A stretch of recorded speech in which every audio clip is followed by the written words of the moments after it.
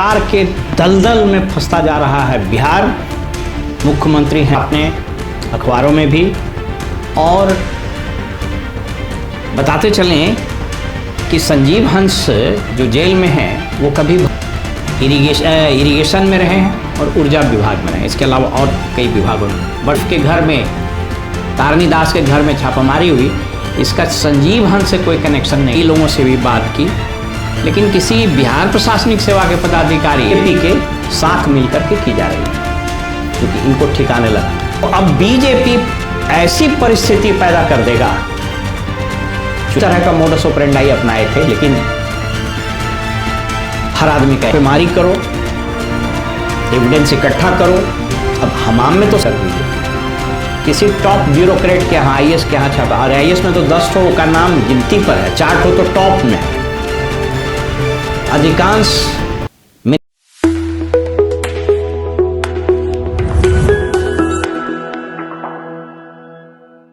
नमस्कार, मेरा नाम है ओम प्रकाश यादव और आप देख रहे हैं वॉइस ऑफ रिपब्लिक। भ्रष्टाचार के दलदल में फंसता जा रहा है बिहार। मुख्यमंत्री हैं लाचार, जनता है बेजार। भवन निर्माण विभाग के मुख्य अभियंता तारनी दास के घर पर ईडी की छापेमारी हुई है। ये खबर आपने अखबारों में भी और यूट्यूब चैनल और इलेक्ट्रॉनिक मीडिया पर भी आज दिन भर देखा और सुना होगा। इस मामले पर मैं आज 2 खुलासा करूंगा, इसलिए वीडियो के अंत तक बने रहिएगा। आप तमाम खबरों को देखिए, इसमें 2 चीज जो आपको ध्यान देना चाहिए वो ये कि कैसे खबरों को तोड़ा और मरोड़ा गया। ये तारनी दास रिटायर्ड चीफ इंजीनियर हैं, ये अक्टूबर में रिटायर कर गए थे। इनको भवन निर्माण विभाग ने इनको एक्सटेंशन दिया, आजकल एक नई पद्धति शुरू हो गई, फिर उसी पद पर बिठाया और इसके अतिरिक्त एक एडिशनल चार्ज भी उनको कॉरपोरेशन का दिया। लोग बताते हैं कि तारनी दास लगातार पटना में रहे और पटना में जितने भी बिल्डिंग कंस्ट्रक्शंस हुए, एमएलए आवास का, मंत्रियों के आवास का, सचिवालय के भवनों की रिपेयरिंग का, नए बिल्डिंग्स जितने बने, सबके अमूमन सब में चीफ इंजीनियर यही थे। ये विभागीय मंत्री और विभागीय सचिव के बड़े करीबी हैं। अब देखिए खबरों को कैसे तोड़ा मरोड़ा गया। जागरण की ये खबर है, कह रहा है कि आईएएस संजीव हंस के मामले में ईडी का बड़ा एक्शन, भवन निर्माण विभाग में छापेमारी। बताते चलें कि संजीव हंस जो जेल में हैं वो कभी भवन निर्माण विभाग में नहीं रहे। वे पीएचडी में रहे हैं, इरिगेशन में रहे हैं और ऊर्जा विभाग में रहे, इसके अलावा और कई विभागों में रहे, बट वो बिल्डिंग डिपार्टमेंट में नहीं रहे। इसलिए देखिए कैसे बिल्डिंग डिपार्टमेंट में तो पिछले 5 साल से कुमार रवि हैं, जो प्रमंडलीय आयुक्त भी थे पटना के और मुख्यमंत्री के अभी सचिव भी हैं, मुख्यमंत्री के स्वजातीय भी हैं। उनका नाम कहीं नहीं दिया। मैं ये नहीं कह रहा हूं कि उनका नाम इसमें आना चाहिए, मैं ये नहीं कह रहा हूं कि वो इसमें इन्वॉल्व है, ये तो इन्वेस्टिगेशन का मैटर है। लेकिन भवन निर्माण विभाग में कार्यरत एक्सटेंशन पर चल रहे इंजीनियर इन चीफ के घर में, तारनी दास के घर में छापामारी हुई, इसका संजीव हंस से कोई कनेक्शन नहीं है। यह खबरों को तोड़ मरोड़ कर दिखाएगा। उसका क्या मायने है, मैं उस पर आ रहा हूं।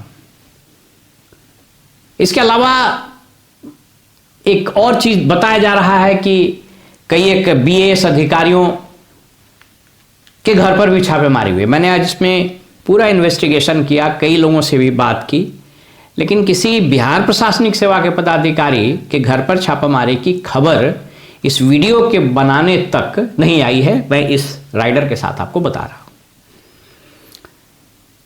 इस खबरों की विवेचना में मैं 2 खुलासे कर रहा हूं। पहला, इस रेड के जरिए कुमार रवि को साधने की कोशिश मुख्यमंत्री सचिवालय में मुख्यमंत्री के जो सबसे करीबी हैं दीपक कुमार उनके और बीजेपी के साथ मिलकर के की जा रही है, क्योंकि इनको ठिकाने लगाना है। बेसिकली ये आप पूरा सीक्वेंस ऑफ इवेंट समझिए। अमित शाह का बिहार में आना, बीजेपी की मीटिंग होनी, मुख्यमंत्री के स्वास्थ्य लगातार खराब हो रहे हैं, उसके बावजूद वो रिजाइन नहीं कर रहे हैं। तो अब बीजेपी ऐसी परिस्थिति पैदा कर देगा, चुनाव के पहले या तो आप रिजाइन करिए, और या नहीं तो उससे ज्यादा इंपॉर्टेंट है कि जो आगामी चुनाव है विधानसभा का, उसमें सीट शेयरिंग में जदयू को कॉर्नर कर दिया जाए। इसको ऐसे समझिए कि बीजेपी का एक मोडस ऑपरेंडाई है। इनफैक्ट बीजेपी के इस मोडस ऑपरेंडाई से नीतीश जी भी इसी तरह का मोडस ऑपरेंडाई अपनाए थे, लेकिन हर आदमी का एक वक्त होता है, वक्त उनका अब नहीं है। बीजेपी का मोडस ऑपरेंडाई यह है कि छापेमारी करो, एविडेंस इकट्ठा करो। अब हमाम में तो सभी नंगे हैं, इस बात से आज कौन इनकार करेगा कि आप किसी भी मंत्री के यहां छापेमारी कर दीजिए, किसी टॉप ब्यूरोक्रेट के यहां, आईएएस के यहां छापा, और आईएएस में तो 10 ठो का नाम गिनती पर है, 4 ठो तो टॉप में है। अधिकांश मिनिस्टर्स के यहां आप छापेमारी कर दीजिए तो 50-100 करोड़ से तो नीचे कभी मिलेगा ही नहीं। अब तो जुडिशरी का भी नाम आ गया, जजेस का भी वही हाल है। बहरहाल तो बीजेपी का जो खेल है वो ऐसा है कि छापेमारी करके एविडेंस इकट्ठा कर लीजिए और उसका डोजियर बना लीजिए, और उसके बाद अपने सुविधा के हिसाब से उसमें काम करिए। ये काम नीतीश जी भी करते थे। आपको बताते चलें कि एक मामले में स्टाफ सिलेक्शन कमीशन में उस वक्त तत्कालीन अध्यक्ष थे सुधीर कुमार जी, बहुत अच्छे अधिकारी, उनको अभी तक उन पर चार्जशीट नहीं हो सका, उनके खिलाफ कोई एविडेंस भी नहीं मिला। अधिकांश लोग ये मानते हैं कि उनको ठिकाना लगाने के लिए उनको फंसाया गया, और उसमें चंचल कुमार का बहुत बड़ा हाथ था। वही कहते हैं, उन्होंने जो एफआईआर कोर्ट में दिया उसमें भी लिखा हुआ है। मैं उस इंफॉर्मेशन को वहीं से रिट्रीव करके आपको बता रहा हूँ, वो स्रोत जो है उसी पर बता रहा हूँ। और उनका जो एफआईआर उन्होंने किया था अन्य लोगों के खिलाफ, वो गर्दनीबाग थाने में, वो एपिसोड आपको याद है। बहरहाल तो उनकी गिरफ्तारी के विरुद्ध में आईएएस एसोसिएशन ने गवर्नर हाउस के समक्ष एक प्रदर्शन किया था। उसमें कई जिलों के डीएम भी थे, उस वक्त के कई विभाग के सचिव भी थे। मुख्यमंत्री के उन लोगों ने स्पष्टीकरण भी दिया, रिप्रेजेंटेशन दिया, स्पष्टीकरण, सॉरी माफ कीजिएगा, उन लोगों ने अपना रिप्रेजेंटेशन दिया। मुख्यमंत्री ने उस सब को रख लिया और सिर्फ एक सो कॉज पूछा कि गवर्नर हाउस में के आसपास वो प्रतिबंधित क्षेत्र है, वहां पर आप धरना प्रदर्शन नहीं कर सकते हैं।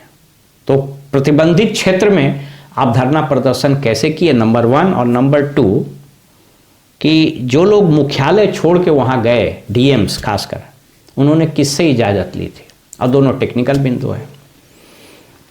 मेरी जो जानकारी है उसके हिसाब से इस स्पष्टीकरण का जवाब उस धरने में, उस प्रदर्शन में शामिल किसी आईएएस अधिकारी ने नहीं दिया, क्योंकि उसको जवाब था ही नहीं, और इसके लिए उनका निलंबन होना तय है। नीतीश कुमार ने निलंबन नहीं किया, उसको रख लिया है कि जब जरूरत पड़ेगा तो हम इसका उपयोग करें। यह तरीका आजकल डेवलप हुआ। ठीक वही तरीका बीजेपी कर रही है।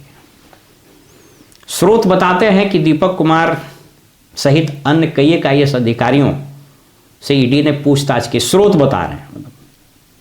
आपको याद है कि सुधाकर सिंह ने जो सनसनीखेज आरोप लगाया, उस पर न तो दीपक कुमार का स्पष्टीकरण आया, न मुख्यमंत्री ने स्पष्टीकरण दिया, किसी ने नहीं दिया। और आश्चर्यजनक रूप से आरजेडी के नेता प्रतिपक्ष ने भी इस पर कुछ नहीं कहा। बहरहाल वो एक अलग विषय है। तो अब ऐसा करके बीजेपी इन जो अधिकारी, जो नेता करीब है मुख्यमंत्री के, उन सब के यहाँ छापेमारी कराओ। छापेमारी के बाद कुछ ना कुछ तो मिलना ही है, क्योंकि हमाम में तो लोग नंगे हैं।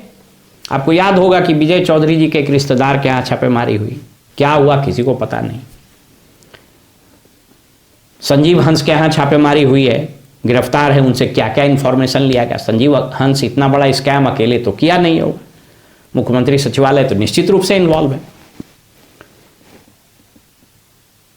जिन जिन विभागों में वो रहे हैं वहां से भी फाइलें खंगाली गई। पथ निर्माण विभाग और उसके ठेकेदार एसपी सिंगला के यहां छापेमारी हुई है। प्रत्यमृत बड़े क्लोज हैं। जानकार और स्रोत ये बताते हैं कि इन सब का डोजियर बीजेपी ने तैयार कर लिया है, और एक बच गए थे कुमार रवि। कुमार रवि का भी डोजियर बना। ये बेसिकली रेड कुमार रवि तक पहुंचने का एक, समझिए कि एक प्रयास है, इसको आप समझ लीजिए। किसी ने इस एंगल पर आपको नहीं बताया होगा। कुमार रवि बड़े जानकार अच्छे अधिकारी हैं। मैं किसी को कोई सर्टिफिकेट नहीं दे रहा हूं, लेकिन उन पर पहुंचने का खेल है। चूंकि मुख्यमंत्री कार्यालय में भी पूरा टग ऑफ वार चल रहा है। मुख्यमंत्री सचिवालय में जो अधिकारी लोग हैं, एक तो कायस्थ समाज के हैं,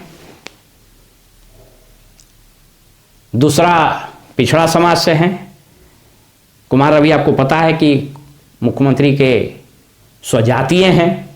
इसके अलावा एक दलित समाज के हैं, अच्छे अफसर हैं लोग।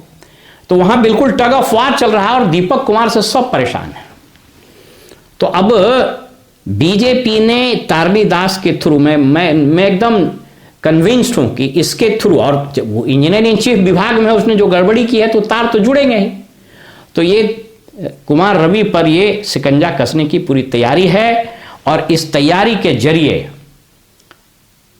चुनाव के समय जब टिकट के बंटवारे की बात आएगी तो एकदम नीतीश कुमार को कॉर्नर कर दिया जाएगा। नीतीश कुमार के साथ साथ जो लोग नज़दीक में हैं सबको धीरे धीरे टारगेट करके, देख लीजिएगा, मैं आज एक भविष्यवाणी कर रहा हूँ।